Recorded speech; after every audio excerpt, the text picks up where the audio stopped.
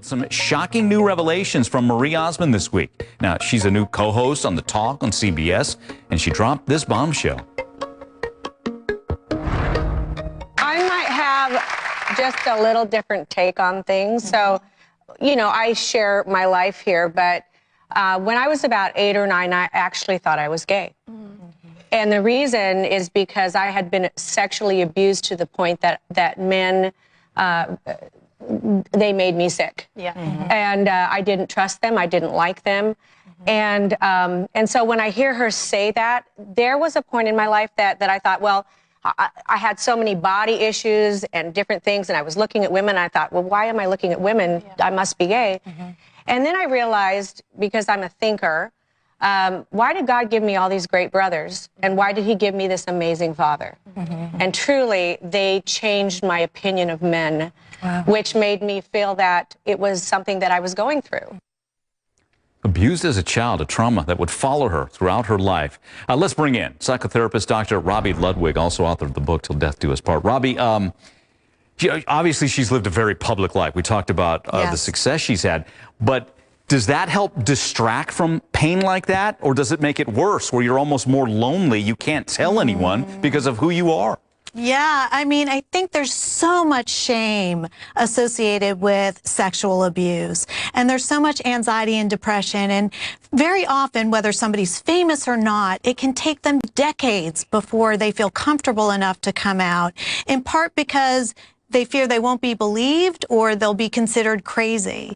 And I guess when you're in the media, there's that extra effort to present a certain image, which can make it even more stressful for somebody who's in the limelight.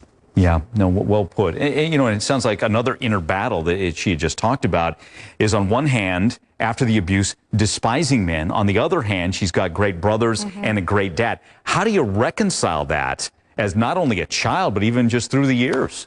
Well, I'm hoping that Marie Osmond benefited from therapy to talk this through, and I'm so glad she's sharing her story.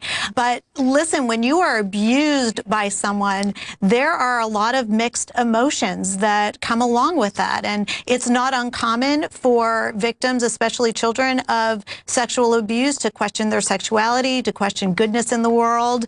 And so this makes complete sense. And I'm glad that she is validating her own emotional experiences and others who may be now experiencing some kind of sexual abuse, to know that the abuser is not all people, and that you need to separate the bad person from all people and not overgeneralize. Yeah. You know, and I'm sure viewers wonder, with that kind of pain, yet you see her either from the clip from the 70s or even today and the success that she and her brother have had in Vegas, where does that go to where you can overcome and no one knows?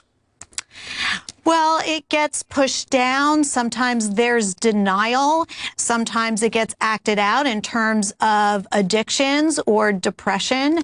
Sometimes people of sexual abuse are very good at categorizing their emotions, so they try not to think about it until there's no other choice but to deal with the situation, because usually they hit up against a roadblock either in their personal life, or there's some addiction issues or mental health issues. So it never really goes away. And I think when you look at Marie Osmond, you can see a fragility there, and perhaps now we know a little bit more why that fragility might exist, that she was dealing with a lot.